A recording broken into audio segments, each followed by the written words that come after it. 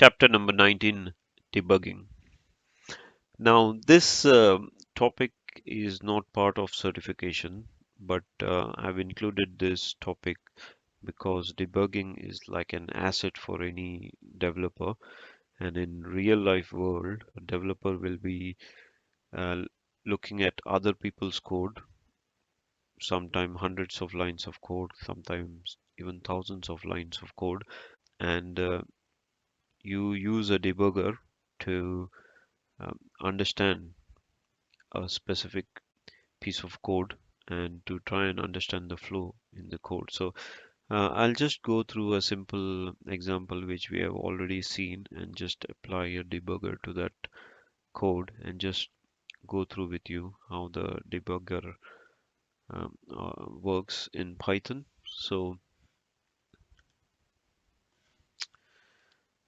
there you go. This is our Fibonacci recursion which we saw earlier.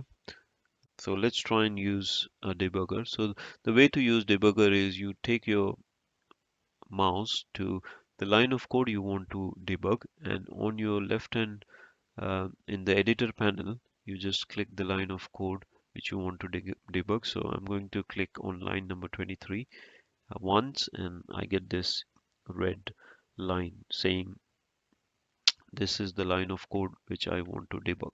Next I will right click and I'll say instead of do run, I'll say debug my Fibonacci recursion. So there you go.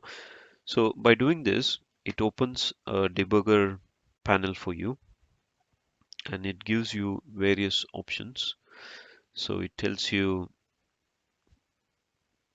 you can use F8. So if I use F8, it will just go to the next line of code. It won't go inside the recurb Fibo function.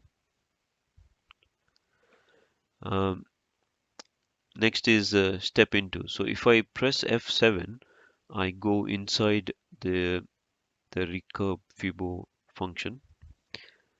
Similarly, once I'm inside the function, I can use Alt Shift 7 to step into my code. If I want to step out of any code, just come out of the function, I use Shift F8. So let's say I want to go inside this function. Yep. So the value of I in, if you see line number 27, it is saying, sorry, line number 22, my debugger is saying the value of I is 0. There you see highlighted. So I want to go inside this, so I'm pressing F7. So it is going inside recurve Fibo. It is saying the value of n is 0. So I'll press F7 as well. It goes to line number 9 and it'll come out. Now this time, so it has finished that. So again, if I press F7, it goes to the for loop goes, and the value of I has changed to 1 now. It'll ask me uh, like I've got a control to go inside recurve Fibo. So let's press F. So this time around, I don't want to. I want to skip this.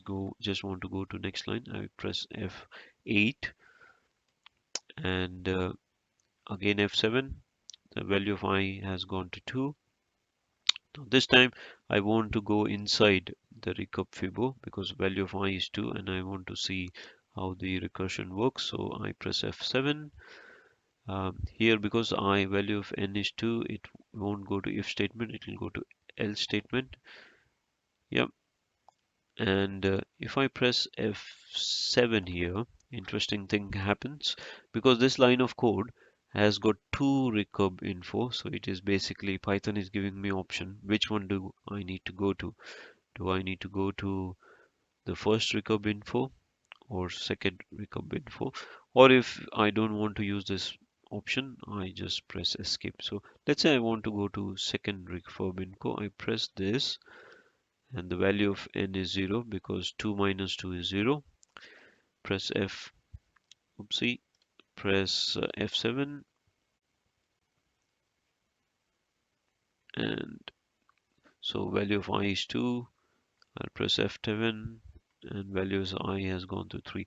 Now the I don't want to go through each of them, so I can keep pressing F8 and keep going out of this. Suppose I've seen just want to end this, so yep, there you go. It has come out of the whole job, and I can see my output. Now this time around I don't want to, so run in debug. I can press this red button one more time and disable it. So there you go, I've disabled it, and I want to run Fibonacci series in the run mode, and I got my output. Now this is just a simple example of how to use a debugger, a very useful tool which every single developer needs to know about in real life. Um, so there you go. So thanks for watching. I have provided the links in the description below for the Python and PyCharm download. I have also recommended 3 Python books to enhance your knowledge. If you like this video, please like, comment, subscribe, and share.